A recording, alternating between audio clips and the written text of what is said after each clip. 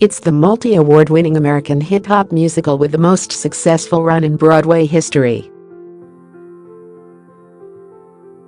And last night Hamilton, the story of founding father Alexander Hamilton, officially opened in London's West End.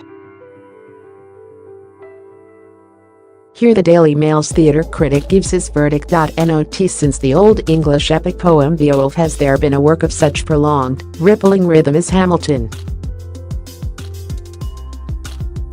The best reason for catching this overhyped American musical, for which some touted tickets are reportedly costing £6,000, is the energy of its hip-hop rap writing.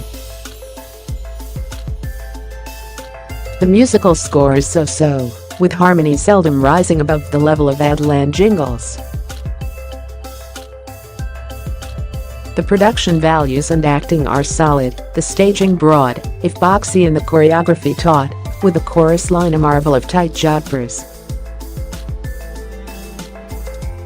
Rather, it is the speed of the vocal delivery, the bullet-fast insistence of the assonance, and the technical ability of the main singers in spitting out all those words that you will remember. Gilbert and Sullivan's tongue-twisting patter songs have their heir.Alexander Hamilton, 1755–1804, was a leading politician in the creation of the United States. He was George Washington's top military aide in the fight for independence from Britain, and he later helped shape the U.S. Constitution. As the first ever Secretary to the Treasury, he established the banking and credit system required by the emerging Federation of States. That aspect of the story has a topical edge given Brexit. Hamilton was also a firm believer in his nation's sovereignty. Would he have been a leaver or a remainer in 21st century Britain? Hard to say. Jamael Westman cuts a rangy, confident figure as we see blue-tailcoated Hamilton rise from Caribbean immigrant to national founding father.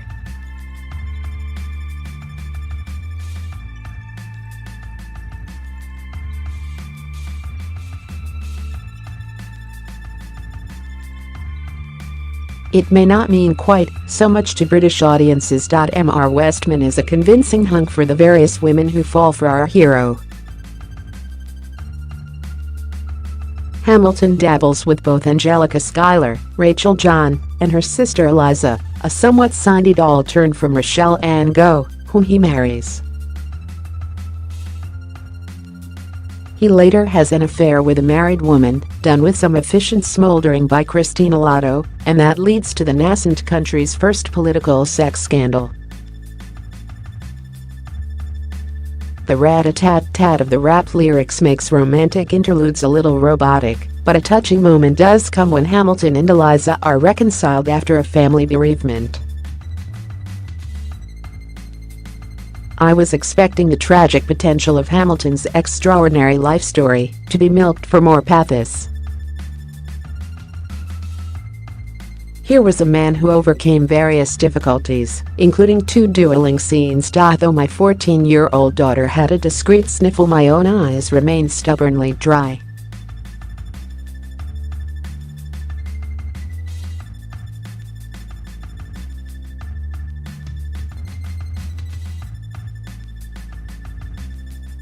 It must have the best legroom of any auditorium in London. Apart from Mr Westman, the star of the show is Michael Gibson as a pleasingly pudendoush, catty George III.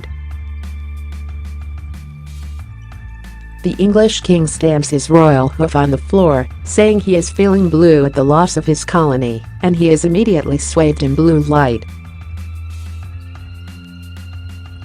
This George is cartooned more effectively than Washington, or the irritatingly silly Lafayette and Jefferson. Jason Pennick plays both. Giles Terera is almost too engaging as Aaron Burr, Hamilton's friend and later foe. The best song for me was No One Else Was in the Room When It Happened, which captures the desire of politicians to be present at moments of history. Was all the mad publicity hoopla justified? Not really. Apart from the lyrics, Hamilton is no revolution.